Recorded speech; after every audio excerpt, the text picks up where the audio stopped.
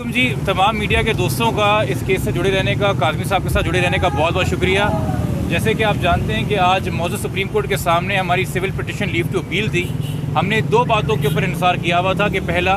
कि बच्ची को final disposal of the case तक जो है वो शेल्टर होम मुंतकिल किया जाए, और दूसरा कि इसके अंदर एक मेडिकल बोर्ड कॉन्स्टिट्यूट करा के जो कि एक मेडिकल एविडेंस हाई कोर्ट के सामने आया है उम्र के लिहाज से, उसकी हकीकत मालूम की जाए। सुप्रीम कोर्ट ने हमें बहुत तहम्मुल के साथ सुना, एक नहीं एक से ज़ायद बार सुना, वालिद साहब को भी तफसील से डिटेल के अंदर सुना, मगर सुप्रीम कोर्ट के सामने भी हाई कोर्ट का एक फ़ैसला है जिसके अंदर फ़िलहाल उन्होंने एक एज सर्टिफिकेट को माना हुआ था कि उसकी कोई हैसियत है और बच्ची का एक बयान है। तो अदालत ने कहा कि इस वक्त इस जगह के ऊपर ये हमारा इख्तियार नहीं है कि हम किसी इंसान को जो एक हाई कोर्ट से डिक्लेयर हुआ हो फ़िलहाल कि वो बालिग है, आज़ाद है, कहीं जाना चाहता है और एक एज का डॉक्यूमेंट है, हम ये फ़ैसला कर सकें। तो बेहतर ये होगा कि फ़िलहाल आप रेमेडी जो सीख कर रहे हैं मेडिकल ऑथेंटिकेशन टेस्ट के हवाले से, उस पर कोई डायरेक्शन दी जाए।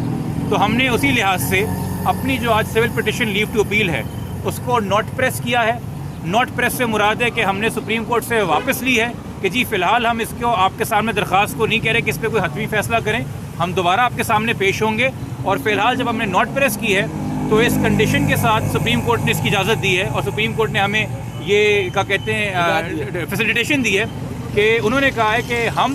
ऑथेंटिकेशन मेडिकल रिपोर्ट चैलेंज कर सकते हैं, कोई भी कानून या फैसला हमारे इस चीज़ में हायल नहीं होगा।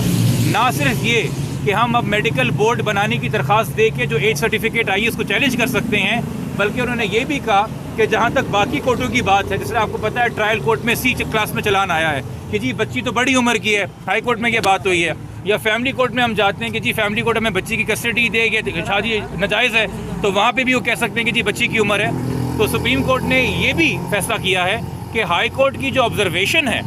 उम्र के हवाले से वो वालिदैन के यानी कि पटिशनर के सामने रुकावट के तौर पे नहीं आएंगी। यानी कि जो एज के हवाले से जहाँ तक हाई कोर्ट ने फैसला किया है उसको अब हम ना ट्रायल कोर्ट के अंदर कोई बंदिश है हमारी, वो ना फैमिली कोर्ट में कोई बंदिश है, हम वहाँ पे कानून के मुताबिक अपनी राय इख्तियार कर सकते हैं। और अब दोबारा हाई कोर्ट के अंदर हम आइनी पटिशन के ज़रिए मेडिकल बोर्ड बनाने की दरख्वास्त देंगे, तो वहाँ पे भी हाई कोर्ट का ये फैसला जिसपे उम्र के हवाले से बात की है वो हमारे सामने हायल नहीं होगा।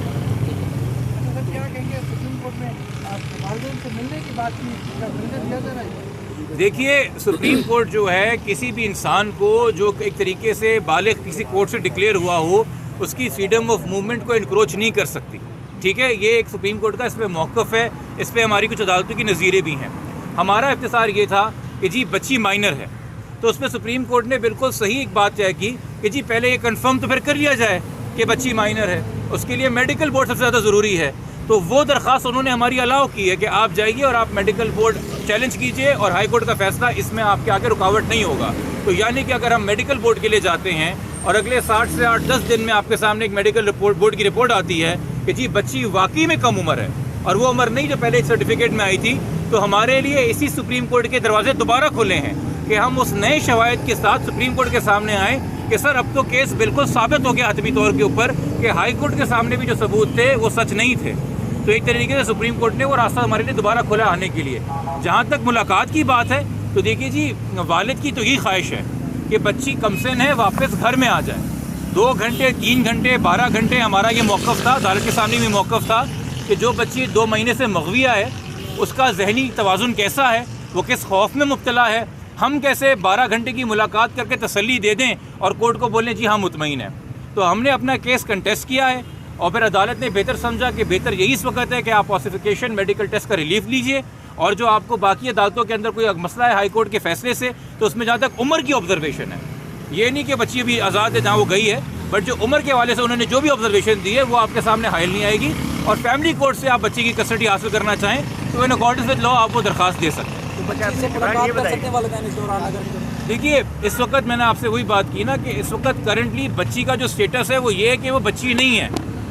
हाई कोर्ट के फैसले के मुताबिक जब आपने उसे सेट एट लिबर्टी किया है तो उसको आप अभी पाबंद नहीं कर सकते। पहले हमें ये साबित करना है कि बच्ची की उम्र वो नहीं है। आपको पता है कि 6 तारीख को ये रिपोर्ट आई थी ऑथेंटिकेशन की, 7 तारीख को हेल्थ सेक्रेटरी को ख़त लिख दिया था वालिद साहब ने। उसके बाद जब हमने हेल्थ डिपार्टमेंट से सवाल किया कि जी आप क्यों मेडिकल बोर्ड नहीं बना रहे, तो उन्होंने कहा जी हाई कोर्ट के अंदर एक फ़ैसला आ चुका है, एज सर्टिफिकेट को ऑन रिकॉर्ड ले लिया गया है। अब उस इंक्वायरी को जो हाई कोर्ट से अप्रूव हो गई है, हम दोबारा कैसे चैलेंज कर सकते हैं? ये हमारे सामने बहुत बड़ी रुकावट थी। आज सुप्रीम कोर्ट के इस फैसले के बाद अब हेल्थ सेक्रेटरी साहब के पास कोई जवाब नहीं होगा कि हमारी दरख्वास्त पे अमल करें, और अगर नहीं करते तो हम हाई कोर्ट से आईनी पिटिशन करके इस पर दरख्वास्त देंगे कि जी अब मेडिकल बोर्ड बना के दुआ ज़हरा की जो उम्र है उसका हकीकी तयन किया जाए कि बेशक वो इतना सच्चा तो नहीं होगा, जितना एग्जैक्ट तो नहीं होगा, इतना नादरा का होता है, मगर मेडिकल एविडेंस के भी कोई कायदे और कवानीन होते हैं, वो पूरे किए जाएँ। हमें यकीन है कि मेडिकल एविडेंस की रिपोर्ट हमारे हक़ में आएगी, और हमें यकीन है कि उसके साथ हम दोबारा सुप्रीम कोर्ट के सामने होंगे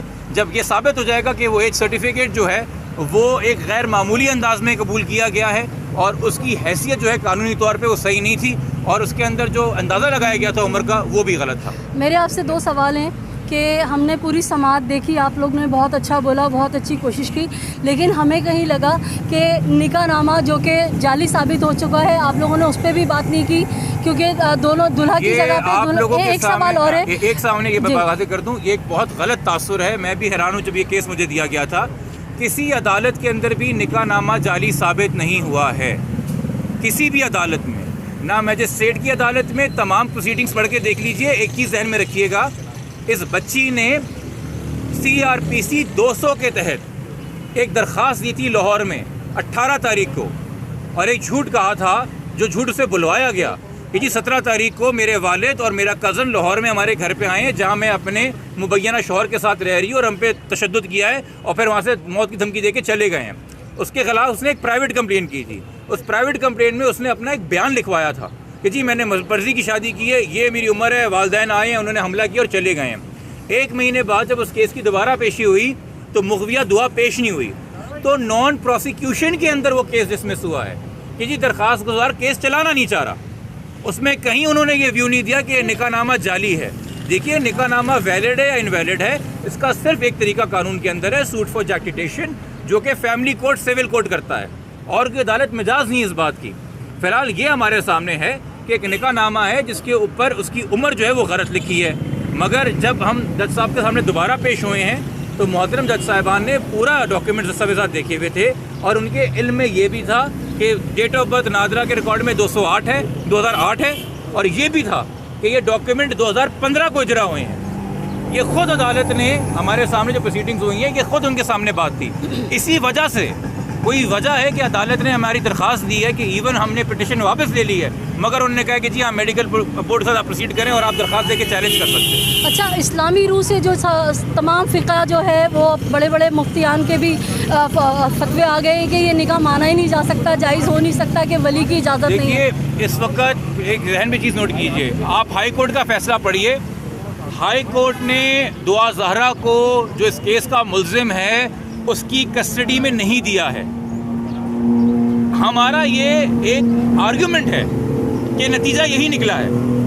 मगर हाई कोर्ट का ऑर्डर है कि बच्ची आज़ाद है, जहां चाहना चाहे जाए, यानी कि बच्ची घर भी आ सकती है, बच्ची मरकज़ी मुल्ज़िम के पास भी जा सकती है, और बच्ची किसी तीसरी जगह भी जा सकती है अगर जाना चाहे तो अगर या तो हाई कोर्ट ने कहा होता कि जी ये इन्होंने चूँकि मरकज़ी मुल्ज़िम को जो मुबैना शौहर है उसको कस्टडी दे दी है, और कहा है कि इन दोनों को साथ रखा जाए और इन दोनों को ना जुदा किया जाए, फिर वैलिडिटी ऑफ मैरिज और क्या शरिया का इतलाक़ इस पर होता है और कैसे होता है वो सवाल आते। इस वक्त आपने के सामने हमने मीडिया से शेयर भी किया था, हमारी जो पिटिशन सुप्रीम कोर्ट में फ़ाइल हुई है, हमने निकाहनामा की वैलिडिटी पे सवाल नहीं उठाए। वो सवाल एक्सक्लूसिव जुरिस्डिक्शन है फैमिली कोर्ट के लिए, बग़ैर उस निकाह ख्वाह को क्रॉस एग्जामिन किए हुए, बग़ैर उस निकाह ख्वाह के, उस निकाहनामे के गवाहों को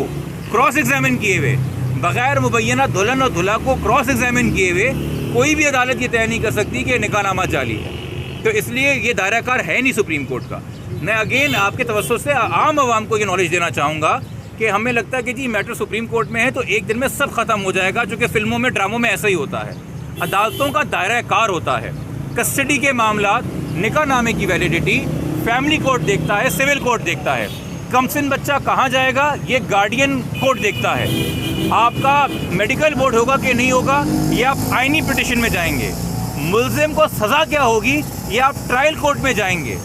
और हाई कोर्ट के फैसले की अपील के हवाले से जो दायरा कार है आप सुप्रीम कोर्ट आएंगे। तो ये अलग अलग दायरा कार हैं अदालतों के, और हम हर जगह के ऊपर इन अकॉर्डिंग्स विद लॉ अपनी दरख्वास्त दे रहे हैं। बहुत शुक्रिया।